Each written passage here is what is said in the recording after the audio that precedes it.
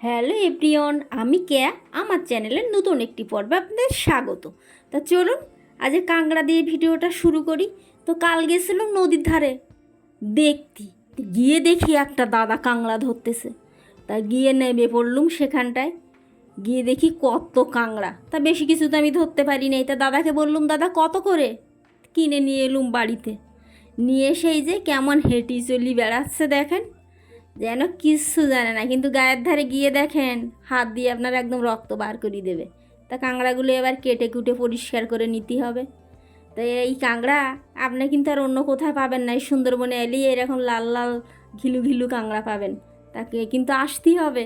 এই যে সামনে আছে ইলিশ উৎসব, আপনারা আসতেই পারেন, এসে এরকম লাল লাল কাঁকড়া খেতে পারেন। তা আমার ছেলে গেছে টিউশনতে, তাড়াতাড়ি না রান্না করলে আবার বলবে মা খেতে দাও খাতি দাও, তখন কি খাতি দেবো? এই জন্য তাড়াতাড়ি করে কেটে কুটে ভালো করে রান্না করতে হয়। কিন্তু কাঁকড়া তো কাটা এত চারদিখানি ব্যাপার না, সে আবার সহজে কাটা যায় না। তার এই যে দাঁড়া, তার হাত পা সব এদিকে আবার এদিকে ওদিক সে আবার চলে যাচ্ছে। তাই যে কোনো রকমে ধরিয়ে এগুলো এই যে কেটে কুটিয়ে এবার নিতে হবে। তা কাঁকড়ার যে কী স্বাদ! আর আপনারা কেমন করে রান্না করেন আজকে দেখেন আমি কেমন করে রান্না করতেছি। খুব শর্টকাটে আমার রান্না, গ্রামে থাকি, গ্রামের মানুষ, যত তাড়াতাড়ি পারি তত তাড়াতাড়ি করার চেষ্টা করি। আবার একা মানুষ, বাড়িতে আর কেউ নাই। এই যে দেখেন কি লাল লাল ঘিলু, দেখতে পাচ্ছেন? ওরে বাবা কি ঘিলু হয়েছে দেখেন দেখেন। এদিকে পিঁপড়েগুলো এসে একদম সেঁকে ধরতেছে। সব কটা কাঁকড়াতে কিন্তু একদম এরকম ঘিলু ভর্তি, লাল একদম চাপ বাঁধা ঘিলু। তাই সবগুলো এরকম কেটে কুটি নেব। ওদিকে আমি পেঁয়াজ ফ্যাঁজগুলো আগে থাকতে রেডি করে রাখিছি কেটে, নাহলে আবার কে করে দেবে। এই করে করে উঠতে উঠতে আমার এদিকে 10টা বাজে যাবেন। এদিকে আমার ছেলে আসবে টিউশন থেকে 9:30টার দিকে। তা তাড়াতাড়ি যদি না রান্না করি তা সে আবার খাবে কি? তো বাড়ির সমস্ত কাজ বাজে এরকম একা হাতে সামলে নিয়ে সব গুছিয়ে এই যে কাটতে বইছি। তা সব কাটাকুটি দেখুন কমপ্লিট। কী ঘিলু যে হয়েছে দেখি আমার একদম মন ভরি গেছে। বাবা রে বাবা, এখানে থেকে যদি এইরকম হয় তাহলে আপনাদের কেমন হচ্ছে ভাবেন দেখি। কাঁকড়াগুলো এই যে এত ঘিলু হবে সে তো আমি নিজেও বুঝতে পারি। এদিকে পিঁপড়ে দেখেন, বাবা রে বাবা কী পিঁপড়ে কী পিঁপড়ে!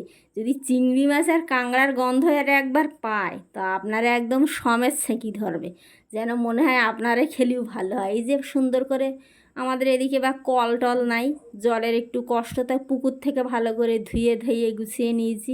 একটু আমি একটু ঝাল খাতি আবার ভালোবাসি, তাই বেশি করে একটু ঝাল দিতেই হবে।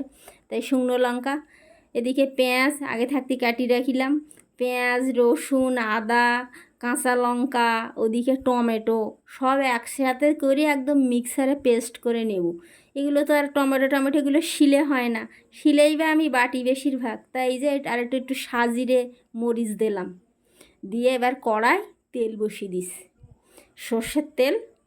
সাথে দেবো একটুখানি ফোড়ন, আবার ফোড়ন না দিলে আমার চলে না। এই যে আলু কেটে রেখেছিলাম মাঝারি সাইজের একটু ডুবো ডুবো করে, সেই আলুগুলো এবার দিয়ে দিলাম। দিয়ে নাড়া এদিক ওদিক করে নাড়াচাড়া করি নেবো একটুখানি।